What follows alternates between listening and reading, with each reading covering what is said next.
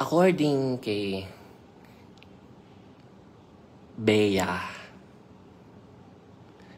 Bunda. According kay Tito Boy, wala na daw yung dalawa. Compare 100%. Hiwalay na daw sila ngayon. Ngayon, si Dom, tinatry niyang habulin si Bea at maayos pa ang lahat. Si Bea daw, gusto pa daw maayos. Nangyari, naisoli na daw ni Bea yung engagement ring kay Dom. Eto na, ang tanong ng bayan. Bakit naghiwalay? Eto pa lang si lalaki. Grabe palang nauubos pala yung pera ni babae. Lahat na lang daw si babae. Yan ang sabi ng mga artista. Hindi natin alam. Yung dalawa lang talaga nakakaalam yan, ha? Tapos pati daw yung nanay ni babae napapaikot-ikot ni lalaki. Eto pa ang tanong nyo.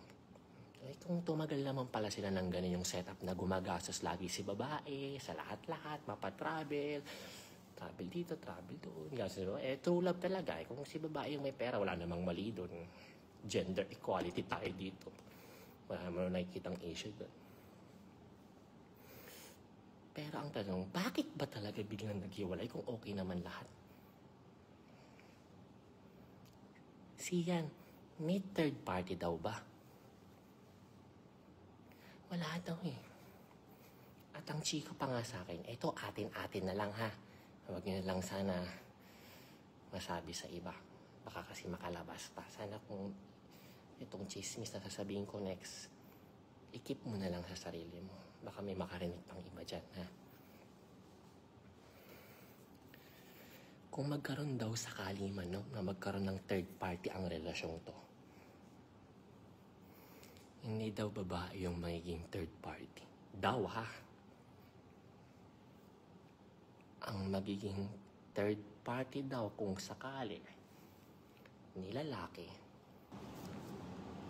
Lalaki din daw kung sakali man. Ito malupit dyan.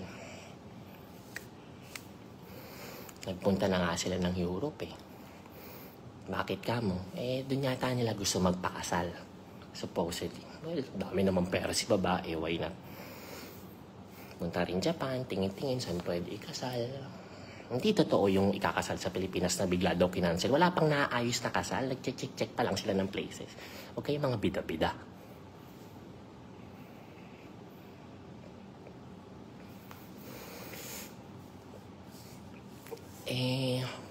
Napagkasunduan yata na bago ang kasal. Na ito napansin ko lang din sa pananalita ni Tito Boy, no? Napansin ko lang. Parang hindi maka-all in si Tito Boy. Oo, parang hindi siya maka-all in. Parang hindi masabi lahat-lahat. Pero nung inanalyze ko, pinanood ko ng 7 beses yung sinabi. Pinanood ko ng 7 beses. Lalakasan ko yung boses ko, ha? Ito na kasi isplukan, eh. Bakit ang hina ng boses ko? Pinanood ko kasi ng 7 beses yung video ni Tito Boy. And upon analyzing sa 7 times na yon, and upon hearing a lot of intel, chika, and chismis from a lot of actresses, actors, and celebrities in the Philippines, ito yung naging conclusion ko. Based pa lang sa pananalan ni Tito Boy, may problema talaga sa prenup. Di lang niya marekta eh.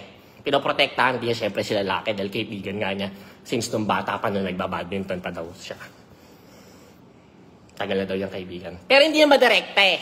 Ang gusto niyang sabihin, nung pinaikot-ikot ko yung mga salita niya, ito na ang gusto niyang sabihin. Okay naman yung una eh. Nung una, okay naman yung prenup eh. Si lalaki pa nga daw ang pumunta. Sorry, ulitin ko sinabi ko. Si lalaki pa nga daw ang nag-approach sa nanay ni babae na willing daw siyang pumirma ng prenuptial agreement. So, anong gusto mong i-point out, Tito Boy? Anong gusto mong i-point out, Bea Bundang?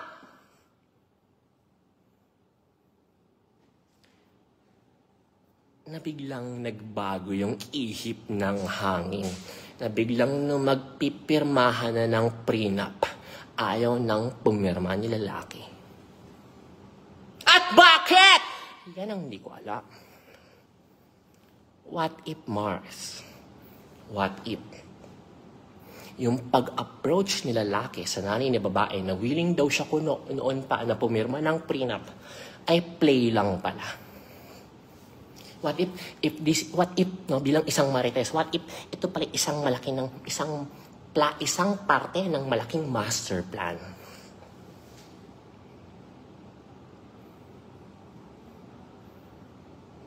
Daming pera ni babae, Brad. Mga registered na mga ari-arian yan, kulang-kulang 1 billion. Paano pa yung mga hindi nakapangalan sa kanya na pailalim na hindi binabayad ang tax? Tangina. Ay, sorry. Putik. In short, si babae, bilyonarya yan.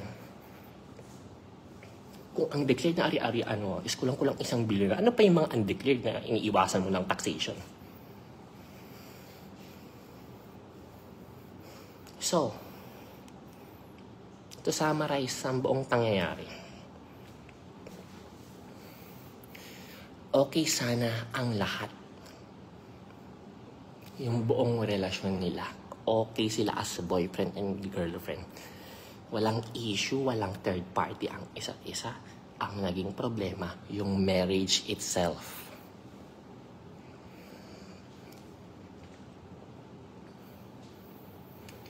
Ang naging problema, yung kasal. Kaya ang sabi ngayon ni Tito Boy, kung magkabalikan man ang dalawang ito ngayong taon, definitely 100% sure, walang mangyayaring kasal ngayong taon. Bakit ka mo kung i-analyze mo, ano naging problema? Yung kasal, alam mo pwede maging problema sa isang kasal kung wala naman pala kayong third party? Yung number 1 source ng hiwalayan sa buong Pilipinas, ang OG Diaz Showbiz Updates. Uulitin ko yung YouTube channel ni OG Diaz para sa mga chismis at isplukan, ha? Ito ay patron at santo ng mga marites. Tugon, isplukan mo kami. OG Diaz Showbiz Updates. Follow niya, subscribe niya sa YouTube, ha?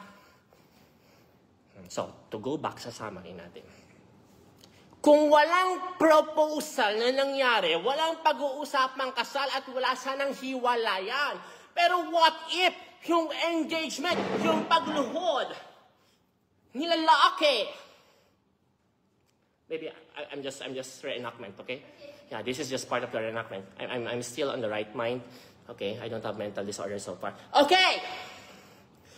What if yung engagement at proposal ng lalaki ay parte pala ng isang malaking plano?